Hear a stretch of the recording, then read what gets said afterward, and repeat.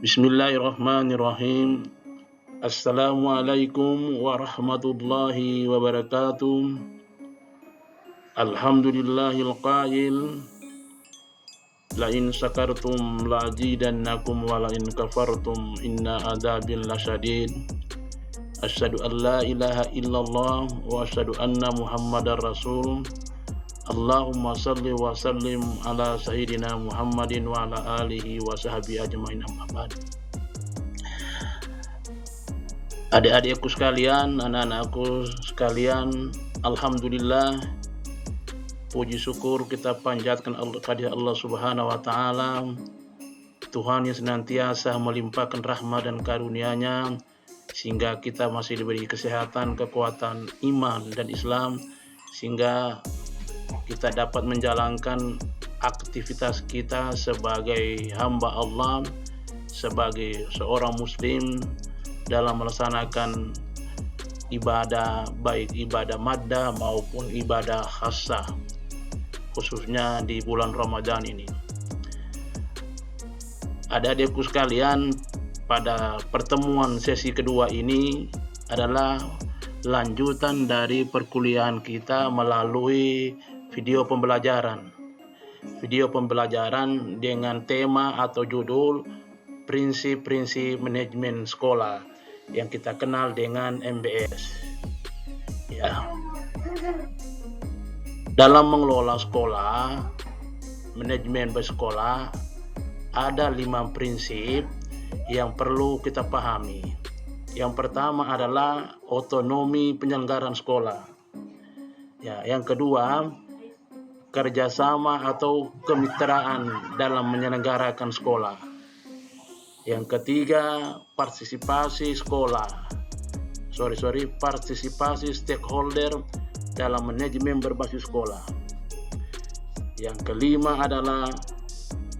Keempat adalah transparansi dalam penyelenggaraan sekolah. Dan yang kelima adalah akuntabilitas dalam penyelenggaraan sekolah. Prinsip-prinsip manajemen sebagaimana disebutkan di atas, yang pertama adalah dalam pandangan Slamet, otonomi sekolah diartikan sebagai kemandirian sekolah, yaitu melakukan swakelola, swadana, swasembadam, swakarya, dan swalayan. Kemandirian adalah sifat tak tergantung kepada pihak lain dan memiliki 5 komponen utama. Sekali lagi, prinsip otonomi penyelenggara sekolah ini memiliki 5 prinsip, 5 komponen utama, yaitu A. Bebas, yakni tumbuhnya tindakan atas kehendak sendiri dan bukan karena pihak lain. B. Progres dan ulet, seperti tampak pada usaha mengejar prestasi, penuh ketekunan, merencanakan dan mewujudkan harapan sendiri. C. Berinisiatif, yakni mampu berpikir dan bertindak secara asli atau orisinil, baru, kreatif, penuh inisiatif. D. Pengendalian dari dalam, yakni kemampuan mengendalikan diri dari dalam, kemampuan mempengaruhi lingkungan atas prakarsanya sendiri. E. Kemantapan diri yang ditunjukkan oleh harga diri dan kepercayaan diri. Jadi sekolah mandiri artinya sekolah yang memiliki otonomi, kewenangan dan tanggung jawab yang signifikan untuk mengatur dan mengurus rumah tangganya sendiri dalam penyelenggaraan sekolah. Lanjut. Dalam konteks di Indonesia, Slamet menambahkan bahwa kemandirian sekolah yang dimaksud haruslah tetap dalam bingkai atau koridor visi, misi, dan tujuan serta standar legislasi dan regulasi serta kebijakan-kebijakan pendidikan nasional. Dalam arti hakiki, tidak ada kemandirian sekolah yang bersifat mutlak.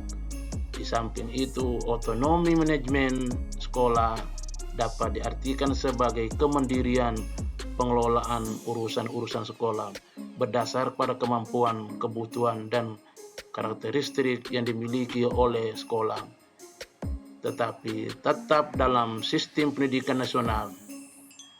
Dalam MBE, sekolah memiliki kewenangan dan tanggung jawab yang signifikan untuk mengatur dan mengurus dirinya sendiri.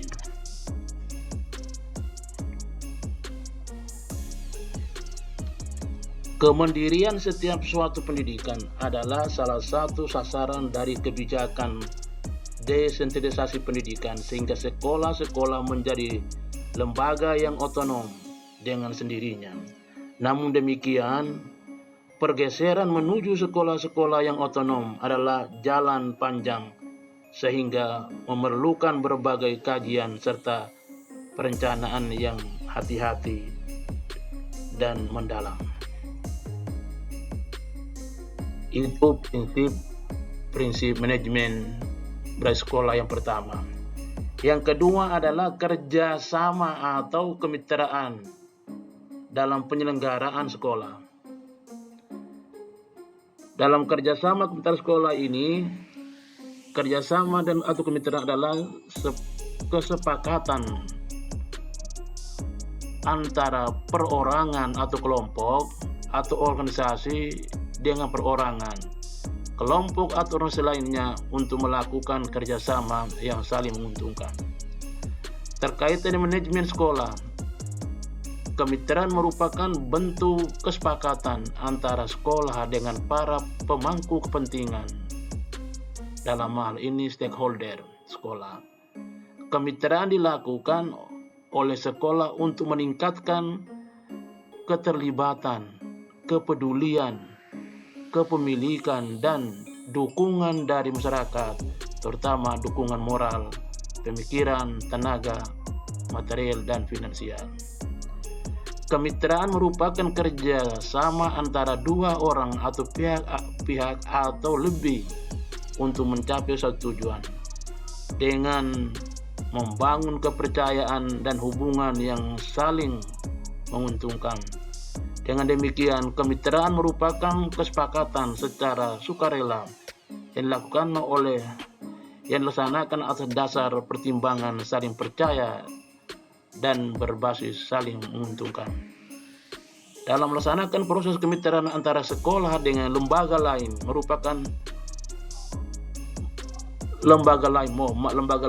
maupun dengan person lain, diperlukan partnership yang efektif dalam arti untuk memperoleh hasil yang optimal.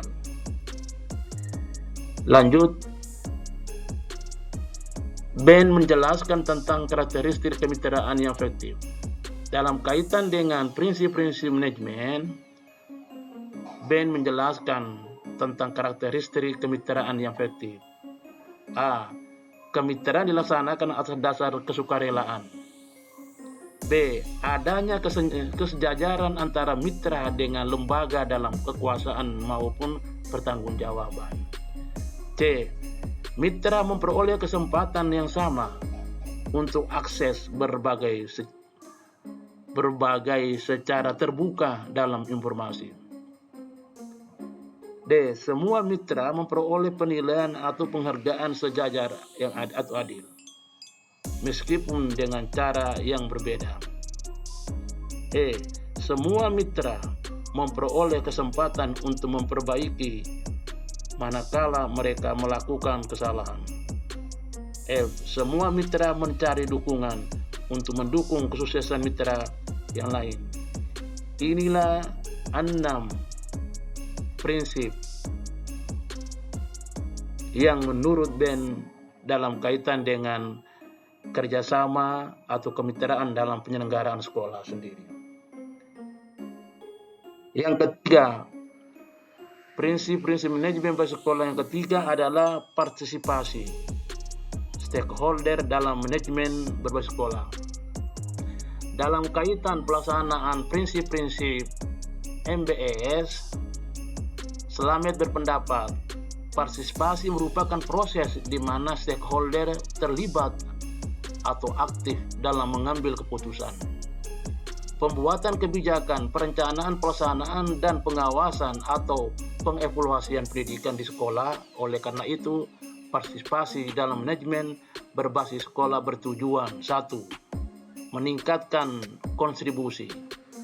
Yang kedua, memberdayakan kemampuan sekolah. Yang ketiga, meningkatkan peran sekolah.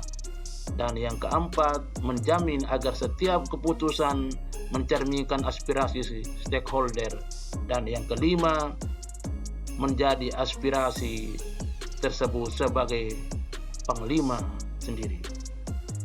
Inilah 5 prinsip manajemen bersekolah dari sisi partisipasi stakeholder dalam manajemen bersekolah.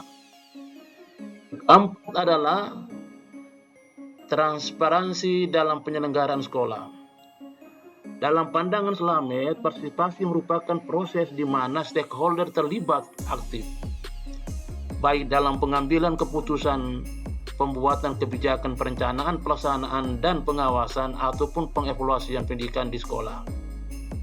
Tujuan dilaksanakan transparansi atau untuk membangun kepercayaan dan keyakinan publik terhadap sekolah bahwa sekolah adalah organisasi pelayanan pendidikan yang bersih dan berwibawa. Dalam pandangan Sucipto, pentingnya transparansi diilustrasikan dalam manajemen masjid, di mana setiap menjelang khutbah Jumat atau pengurus masjid senantiasa mengumumkan neraca keuangan masjid, yaitu pengumuman tentang penerimaan dan pengeluaran, saldo setiap program yang telah diselesaikan dan rencana yang akan dilakukan. Model transparansi pengelolaan seperti itu menurut Sucipto dapat diadopsi untuk menciptakan transparansi dalam manajemen sekolah. Dengan transparansi, masyarakat tanpa ragu-ragu memberikan sumbangan untuk kepentingan yang telah diputuskan dan direncanakan bersama. Disitulah ada transparansi, ada pertanggungjawaban dan akuntabilitas. Perlu saya jelaskan bahwa transparansi ini adalah keterbukaan dalam pengelolaan anggaran, ya, mulai dari perencanaannya, pelaksanaannya, pengevaluasiannya, pelaporannya. Seperti contoh dibukakan tadi bahwa setiap pengurus masjid, setiap masjid pada saat sholat Jumat diadakan pengumuman sebelum khutbah penerimaan dana minggu kemarin, ya, pengeluarannya berapa, ya, saldonya berapa, dan untuk kepentingan apa, dan itu harus dilaporkan. Yang diibaratkan seperti transparansi yang dilakukan oleh pengurus masjid sekolah sendiri. Ini contoh. Jadi transparansi dalam penyelenggaraan itu adalah keterbukaan yang harus disampaikan kepada semua pemangku kebijakan kaitan dengan pengelolaan anggaran sendiri. Itu prinsip yang keempat, transparansi dalam penyelenggaraan sekolah. Sedangkan prinsip manajemen sekolah yang kelima adalah akuntabilitas dalam penyelenggaraan sekolah. Menurut The Who, akuntabilitas merupakan teman imbangan dalam fokus pendidikan untuk anggaran sekolah. Akuntabilitas memusatkan diri pada penyesuaian sumber daya dengan kebutuhan belajar. Sekolah yang menerima sumber daya karena memiliki peserta didik dengan berbagai kebutuhan belajar tentu mempunyai tanggung jawab dalam memberikan program guna memenuhi kebutuhan tersebut, dan harus bertanggung jawab dalam menggunakan sumber daya tersebut. Selanjutnya, menurut Slamet, akuntabilitas adalah kewajiban untuk memberikan pertanggungjawaban penyelenggaraan organisasi kepada pihak yang memiliki hak atau kewenangan untuk meminta keterangan atau pertanggungjawaban. Oleh karena itu, tujuan daripada adanya akuntabilitas adalah untuk mendorong terciptanya akuntabilitas kinerja dan terpercayanya itu sendiri. Dalam pelaksanaan Undang-Undang Nomor 14 Tahun 2008 tentang Keterbukaan Informasi Publik, huruf H disebutkan bahwa akuntabilitas adalah kejelasan fungsi, pelaksanaan dan pertanggungjawaban organ perusahaan sehingga pengelolaan perusahaan terlaksananya secara efektif, sedangkan pertanggungjawaban adalah kesesuaian dalam pengelolaan perusahaan terhadap peraturan perundang-undangan dan prinsip koperasi yang sehat. Undang-Undang Republik Indonesia Nomor 14 Tahun 2009 tentang Keterbukaan Informasi. Dalam kaitan dengan akuntabilitas ini, memang setiap lembaga, setiap sekolah wajib memberikan laporan pertanggungjawaban atas anggaran yang telah dilakukan, mulai dari perencanaannya, pelaksanaannya, pengevaluasi pertanggungjawaban itu. Jadi pertanggungjawaban itu bukan dari perencanaannya, bukan dari metodologinya, dan bukan prosesnya, tapi hasil akhirnya, yaitu outputnya, yang itu yang harus dilaporkan kepada berbagai pihak yang punya kewajiban untuk mengetahui tentang pengelolaan anggaran sendiri. Selanjutnya, menurut Rossi dalam Freeman, akuntabilitas dapat dibedakan menjadi 6 jenis. Yang pertama adalah akuntabilitas legal. Legal. Kedua adalah akuntabilitas keuangan, yaitu untuk mengetahui apakah dana yang ada digunakan sebagaimana mestinya didokumentasikan dan tidak melebihi anggaran. Yang ketiga, akuntabilitas penyampaian, yaitu digunakan untuk mengetahui apakah output dan perilaku dari program telah dilaksanakan. Yang keempat, akuntabilitas cakupan, yaitu untuk mengetahui apakah personil yang melakukan program adalah mereka yang ditugaskan sebagai target dan adakah penerimaan manfaat itu sebenarnya yang bukan menjadi target. Yang kelima, akuntabilitas dampak, yaitu mempertanyakan apakah program yang dilaksanakan itu menghasilkan output yang diinginkan.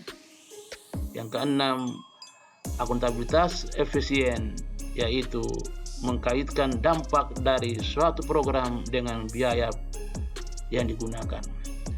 Artinya bahwa akuntabilitas menurut Rossi dengan DKK pertama adalah akuntabilitas legal. Artinya bahwa laporan secara formal berdasarkan aturan legal formal, berdasarkan petunjuk peraturan yang dikeluarkan oleh keuangan kaitan dengan laporan legal sendiri. Yang kedua adalah laporan akuntabilitas keuangan. Jadi keuangan itu yang dilaporkan itu adalah yang digunakan sesuai dengan yang direncanakan. Jadi kita jangan melaporkan keuangan yang tidak sesuai dengan perencanaan kita dan realisasi anggaran dan kegiatan-kegiatan yang kita lakukan. Tidak boleh kita membuat laporan di luar daripada program kerja kita, dibuat daripada realisasi anggaran kita, di luar dari rencana yang kita sudah sepakati. Itu yang kedua. Yang ketiga adalah penyampaian Jadi tujuan akuntabilitas itu adalah laporan dalam menyampaikan kepada pihak yang punya kepentingan sehingga mereka bisa paham, bisa tahu. Saya beri contoh ya. Laporan keuangan ini itu dilaporkan kepada, kalau kita di lembaga pendidikan, khususnya di Kementerian Agama dan lebih khusus lagi di UIN Alauddin Makassar, laporan itu ditujukan kepada pertama akuntabilitas publik, KAP namanya.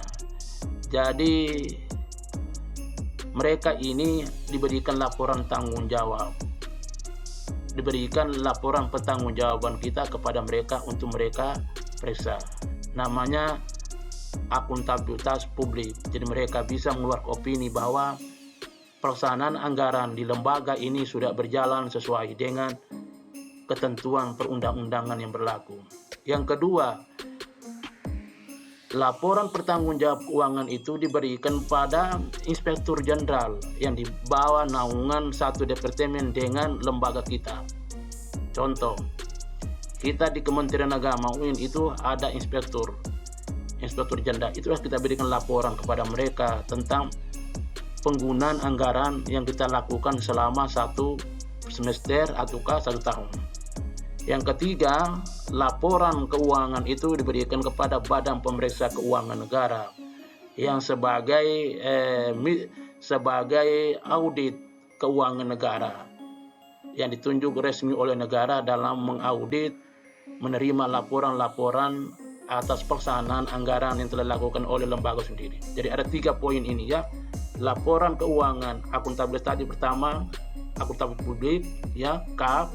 Yang kedua, Inspektur Jenderal, dan yang ketiga adalah BPK, bahkan ditambah lagi masyarakat luas untuk mengetahui laporan keuangan kita sesuai dengan aturan dan perundang-undang yang berlaku. Itu yang ketiga. Yang ketiga adalah penyampaiannya. Oh iya, aja penyampaian tadi ya, ada 4 tadi itu. Yang kemudian yang keempat adalah cakupan. Cakupan dimaksud sini adalah laporan itu mencakupi, seperti tadi saya sampaikan, bahwa mencakup semua aspek yang ada dalam perencanaan itu, mulai dari perencanaannya, pelaksanaannya, pengevaluasian dan pelaporannya. Jadi tidak boleh kita memberikan laporan kepada yang menerima laporan yang tidak sesuai dengan cakupan yang kita kelola. Ya. Itu kaitan dengan pelaporan ya, ke cakupannya. Yang kelima adalah dampak. Laporan itu apakah berdampak negatif atau positif? Tergantung dari kacamata yang mana kita melihat. Ya, dampak juga kepada dampak hukum. Kenapa saya katakan dampak hukum? Karena jangan-jangan pengelolaan anggaran kita itu tidak sesuai dengan regulasi aturan yang ada, sehingga berdampak hukum. Jangankan korupsi, ya, nilai materialnya, tetapi dari segi administrasi saja salah, itu juga berdampak hukum. Walaupun kita tidak mengambil uang atau korupsi uang sendiri, tapi dampaknya kepada administrasi juga itu merupakan juga termasuk dampak hukum. Ya. Oleh karena itu dalam pelaksanaan pengelolaan anggaran perlu kehati-hatian, perlu memahami regulasi aturan tentang pengelolaan anggaran. Jangan sampai orang yang kita berikan tanggung jawab mengelola anggaran itu tidak sesuai dengan kapasitasnya, keahliannya, maka jangan harap apa yang diharapkan itu bisa berjalan dengan baik. Kemudian yang keenam, efisien. Yang saya maksud dengan efisien di sini adalah contoh. Dalam penetapan anggaran dalam satu kegiatan, anggarannya itu umpama yang bisa kita revisi atau bisa kita kurangi sesuai dengan harga. Walaupun umpama, saya berikan contoh ya, nasi satu dos itu sudah bisa dapat dengan harga 25.000. Tapi dalam anggaran kita itu 40.000 rupiah. Karena bisa kita beli nasi satu dos itu hanya dengan nilai 25.000 rupiah, maka kita bisa lakukan dengan harga 25, sehingga masih ada efisiensi dari 40.000 tadi itu. Sisanya itulah namanya efisiensi. Jadi jangan karena anggaran kita 40.000 ya, kita cari juga makanan yang harganya 40.000, padahal ada makanan yang sama nilainya hanya 25.000 rupiah, dan itulah yang kita bisa lakukan itu. Maka lebihnya itulah namanya efisiensi, dan itu akan kembali kita gunakan untuk kegiatan-kegiatan lain ya. Ini penjelasan ringkas kaitan dengan akuntabilitas dalam penyelenggaraan sekolah yang menurut Rossi dan Freeman ya. Jadi 6 poin ini. Oke. Selanjutnya kita akan masuki perbedaan antara sekolah non MBS dan sekolah MBS ya. Perbedaan sekolah non MBS dengan sekolah MBS itu menurut Hadianto, ciri-ciri yang membedakan antara sekolah dengan MBS dengan sekolah non MBS itu ada beberapa poin. Yang pertama, prinsip MBS yang pertama adalah otonomi. Kalau sekolah non MBS itu otonominya sekolah hanya menjalankan kebijakan yang dibuat oleh negara atau yayasan di bidang pendidikan. Itu otonomi menurut sekolah non MBS, artinya sebelum berlaku MBS. Sedangkan sekolah yang sudah berlaku MBS adalah sekolah mendapat kebebasan atau kewenangan ya dalam menerjemahkan kebijakan negara atau yayasan yang di bidang pendidikan. Itu ya, yang pertama. Kemudian yang kedua, kerjasama. Kerjasama, sekolah yang belum menerapkan MBS itu adalah sekolah hanya mengandalkan sumber daya yang ada di internal dan sekolah dalam menyelenggarakan pendidikan. Sekolah dalam penyelenggaraan pendidikan. Sedangkan sekolah yang menerapkan MBS adalah sekolah dapat melaksanakan kerjasama dengan lembaga-lembaga di luar sekolah dalam penyelenggaraan pendidikan. Ya. Selanjutnya, partisipasi. Sekolah yang belum menerapkan MBS adalah sekolah tidak melakukan penggalangan partisipasi stakeholder dalam penyelenggaraan pendidikan. Sedangkan sekolah sudah menerapkan MBS, maka sekolah dapat menggalang partisipasi dan stakeholder dalam penyelenggaraan pendidikan. Sedangkan yang keempat, transparansi. Sekolah yang belum menerapkan MBS yaitulah sekolah tidak membuka kesempatan kepada publik untuk mengetahui proses penyelenggaraan pendidikan di sekolah. Sedangkan sekolah yang sudah menerapkan MBS adalah memberikan informasi secara terbuka ke seluruh proses penyelenggaraan pendidikan. Yang kelima adalah akuntabilitas. Sekolah yang belum menerapkan MBS adalah sekolah hanya melaksanakan tugas tanpa membuat laporan pertanggungjawaban pelaksanaan. Sedangkan sekolah yang sudah menerapkan MBS, sekolah membuat laporan pertanggungjawaban ke seluruh proses pendidikannya yang telah dilakukannya itu. Dan inilah perbedaan ya, adik-adikku dan anakku sekalian, inilah perbedaan prinsip-prinsip manajemen, prinsip-prinsip MBS yang dikemukakan oleh Hadianto ya, dengan perbedaan sekolah yang belum menerapkan MBS dan sekolah yang sudah menerapkan MBS. Itu kelihatan sekali ini ya. Ini.